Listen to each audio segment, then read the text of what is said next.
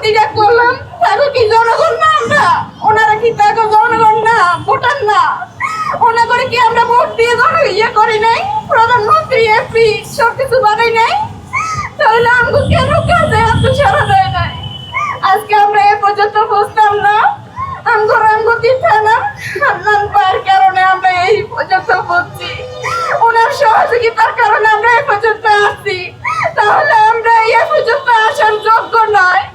কারণ কি কোটি কোটি মানুষের যারা কোটি কোটি টাকা কথা সারা দিব, টাকা কথা ডাক দিব, কিন্তু আমরা গরিব মানুষ হয়ে বুড়া নদী পার থাকি, আমরা কথা কোনো সারা শব্দ দিব না। হান্নান ভাইকে আল্লাহ বাঁচা রাখো, সবাই দোয়া করি হান্নান ভাইয়ের জন্য। হান্নান ভাইয়ের সহযোগিতা